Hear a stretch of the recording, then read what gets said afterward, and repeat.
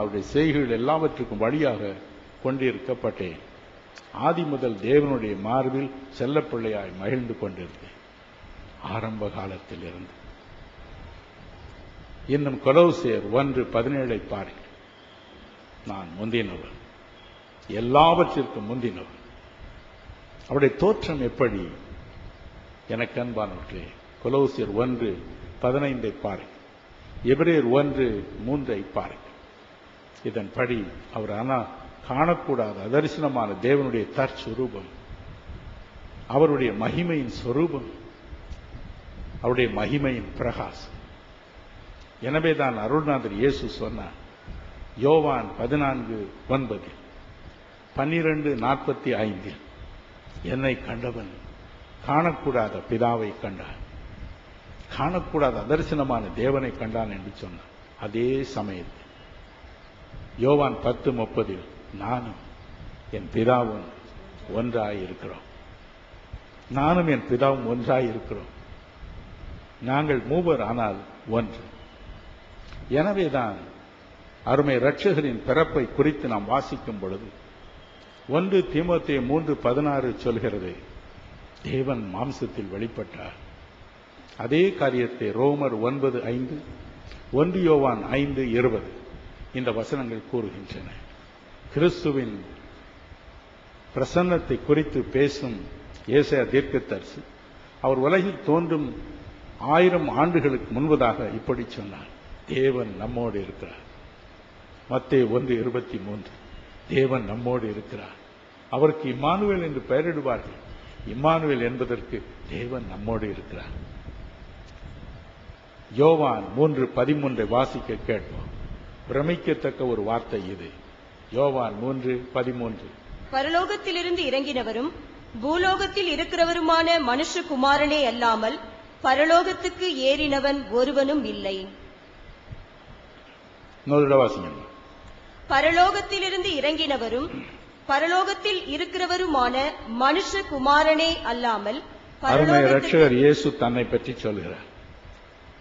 பரலோகத்திலிருந்து இறங்கினவர் நான். ஆனால் உங்களுக்கு முன்பதாக பேசிக்கொண்டு இருக்கும் பொழுதே பரலோகத்திலும் நான் இருக்கிறேன்.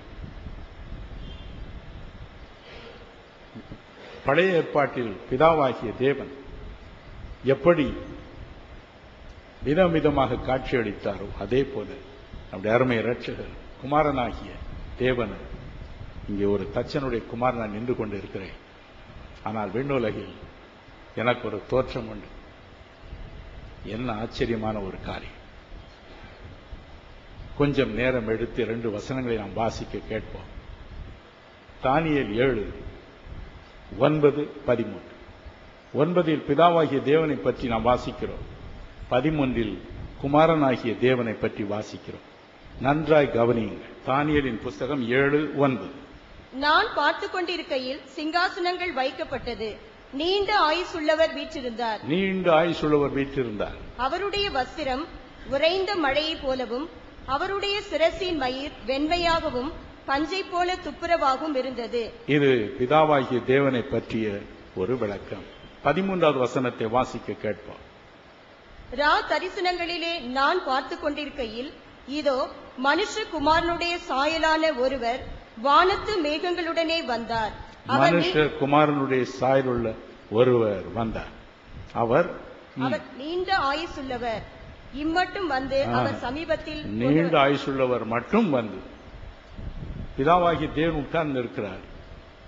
அப்பொழுதே குமாரன் ஆகிய இயேசுவும் அங்கு இருக்கிறார். ஆதி முதல் எத்தனை மகிழ்ச்சி. நல்லது. தேவனுடைய சுபாவம் பால் கொடுக்கும் ஒரு தாயின் மார்பை போன்ற மார்பை கொண்டவர் என்று கண்டோம். அருமை இரட்சகரை பற்றி என்ன? கலாத்தியர் 2:20 பாருங்கள். என்னில் அன்பு கூர்ந்து எனக்காக தம்மையை ஒப்புக் கொடுத்த தேவகுமாரன். என்னில் அன்பு கூர்ந்து எனக்காக தம்மையை ஒப்புக் கொடுத்த தேவகுமாரன் என்று பவுலடிகள் கூறுகின்றார். இன்னும் ஒரு அருமையான வேதவசனம் கிறிஸ்துவின் அன்பை பற்றி உண்டு. வாசிக்க கேட்போமா? 1 யோவான் 3:16. First John chapter 3 verse 16. அவர் தம்முடைய ஜீவனை நமக்காக கொடுத்ததினாலே அன்பு இன்னதென்று அறிந்திருக்கிறோம். அவர் தம்முடைய ஜீவனை நமக்கு தந்ததினாலே அன்பு என்ற பதத்திற்கு அர்த்தத்தை நாம் அறிந்திருக்கிறோம்.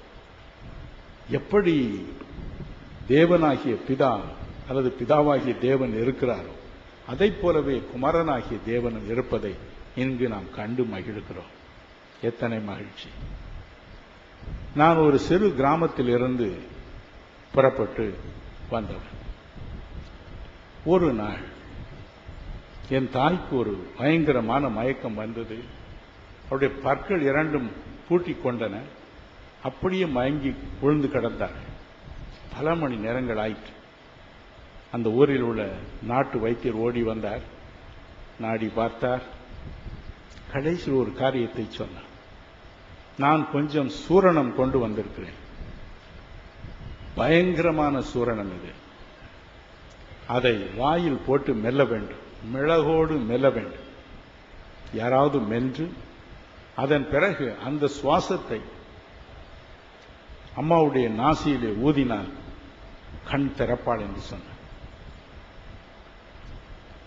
ஆனால் யார் தன் வாயில் இந்த சூரணத்தை போட்டு மெல்லுகிறார்களோ அவருடைய நாவெல்லாம் வெந்து போகும், உள் உதடுகள் எல்லாம் வெந்து போகும், பல நாட்களாகும் புண்கள் ஆற என்று சொன்னார். ஆனால் என் அத்தை ஓடி வந்தார்கள். என் தகப்பனாருடைய ஒன்றுவிட்ட சகோதரி. ஐயா, என்னிடம் கொடுங்கள், நான் மெல்லுகிறேன். என் நாவு போனால் போகட்டும், என் உதடு போனால் போகட்டும், என் அண்ணி கண் திறக்க வேண்டும், என் அண்ணி சாகக்கூடாது. வாயில் போட்டு மென்றார். கொஞ்ச நேரம் ஆனவுடன் இந்த வைத்தியர் சொன்னார், இப்பொழுது ஊது என்றார். ஊதினாள். என் தாய் கண் திறந்தார். எல்லாருக்கும் பெருத்த மகிழ்ச்சி. ஆனால் மறுபக்கம் என் அத்தை துடித்து போனாள். துடித்து போனாள். அன்று மட்டுமல்ல, பல நாட்கள் நாக்கு வெந்து போயிற்று. வாய் முழுவதும் உள்ளே புண்ணாகிவிட்டது. தடுமாறி போனாள். ஆனாலும் அதை பற்றி கவலையே படவில்லை. அன்னை படைச்சிட்டாங்களா? அதுதான் அவருடைய நோக்கம், அதுதான் அவருடைய விருப்பம். நம் அருள்நாதர் இயேசுவும் அப்படித்தான். ஏசாயா 53 11 12 பாருங்கள். 1 பேதுரு 2:24 பாருங்கள். அவர்தாமே நம்முடைய பாவங்களை தமது சரீரத்தில் சிலுவையில் சுமந்தார். ஏசாயா 53:4 பாருங்கள். அவர்தாமே நம்முடைய பாடுகளை ஏற்றுக்கொண்டு துக்கங்களை சுமந்தார். மத்தேயு 8:17 பாருங்கள். அவர்தாமே நம்முடைய பலவீனங்களை ஏற்றுக்கொண்டு நம்முடைய நோய்களை சுமந்தார். கலாத்தியர் 3:13 பாருங்கள். அவர்தாமே நம்முடைய சாபங்களை ஏற்றுக்கொண்டார். தானே சாபமாக மாறிப்போனார். எபிரேயர் 2:9 பாருங்கள். மரணத்தின் கசப்பை நம் ஒவ்வொருவருக்காகவும் மகிழ்ச்சியோடு அருந்தினார். அன்பு உங்கள் இருதயம் கலங்காது இருப்பதாக. இன்றைக்கு துயரம் வரும்பொழுது நாம் ஜெபம் செய்கிறோம்.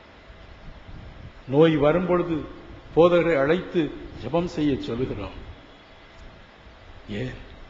நமக்கு தெரியும், குமாரனாகிய தேவன் நமக்காக இவர்கள் எல்லாவற்றையும் அனுபவித்தார் அன்பின் நிமித்தம் என்று. ஒரு பழைய பல்லவியை பாடுவோமா? என்ன என் ஆனந்தம், என்ன என் ஆனந்தம் சொல்ல கூடாதே.